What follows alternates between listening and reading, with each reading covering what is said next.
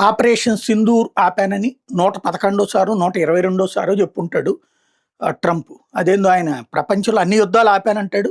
చివరికి ఈనేళ్ళు యుద్ధాలు కూడా చేస్తున్నాడు. అదేంటంటే పాపం శాంతి బహుమతి కోసం ఆయన తిప్పలు.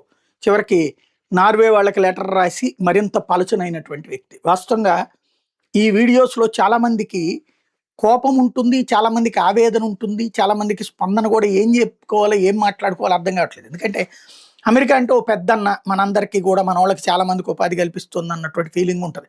అట్లాంటి దేశానికి ఎట్లాంటి అధ్యక్షుడు వస్తాడని ఎవరు అనుకోలేదు కదా! అంతకుముందు అద్భుతంగా చేశాడు. ఈ ట్రిప్పే అతని వ్యవహార శైలి. చివరికి అతని వయసుపరమైనటువంటి ప్రాబ్లమా లేకపోతే మరేంటో తెలీదు. జరిగిపోతుంది. ఇప్పుడు తాజాగా ఆపరేషన్ సింధూర్ మీద చెప్పుకొచ్చినప్పుడు ఏది విమానాలు కూలినాయి. ఎవరిదంటే పాకిస్తాన్ వాళ్ళే 6 విమానాలు కూలినాయి. అప్పుడు భారతదేశం అదే షాబాజ్ షరీఫ్ నాతో మాట్లాడాడు. నేను అప్పుడు మోడీతో మాట్లాడాను. ఆగిపోయింది. మోడీతో మాట్లాడింది లేదు.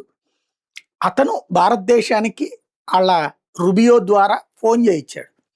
జేడీ వాన్స్ ద్వారా ఫోన్ చేయించాడు. చేయిస్తే మాకేమి యుద్ధం ఇంకా కొనసాగించాలని లేదు. కొట్టాలనుకున్నాం, కొట్టాం. మా జోలికొచ్చారు, తాట తీసాం, అయిపోయిందని చెప్పింది.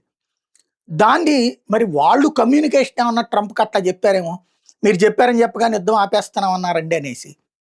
లేదా ఇక్కడున్న అధికారులు ఎవరన్నా అట్ట చెప్పారు వాళ్ళకి. దాన్నే పట్టుకుని పిసుక్కుంటా కూర్చున్నాడు. భారత ప్రభుత్వం తేల్చి చెప్పింది. నరేంద్ర మోడీ ఓపెన్‌గా బహిరంగ సభలోనే తేల్చి చెప్పినా కూడా అదే చెప్పుకున్నాడు. అది పక్కన పెడితే కూలింది 6 కూడా పాకిస్తాన్ యుద్ధ విమానాలే. దెబ్బతిన్నాయి 11 కూడా పాకిస్తాన్ ఎయిర్ బేస్‌లే. అందులో ధ్వంసమైన 2 విమానాలు అమెరికావి కూడా. ఇది అసలు పాయింట్.